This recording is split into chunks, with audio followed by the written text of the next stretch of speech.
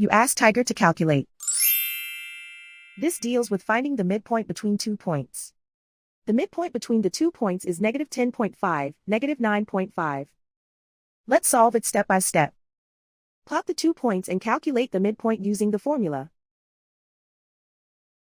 The coordinates of point 1 are x1 equals -5, y1 equals -4. The coordinates of point 2 are x2 equals -16, y2 equals -15. PM represents the midpoint of the 2 points.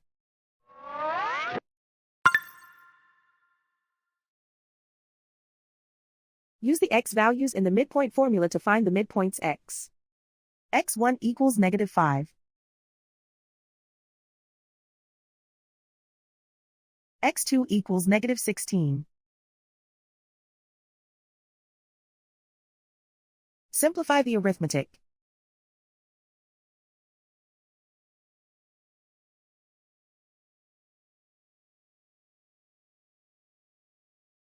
Use the y values in the midpoint formula to find the midpoints y.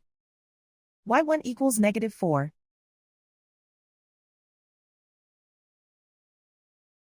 y2 equals -15. Simplify the arithmetic.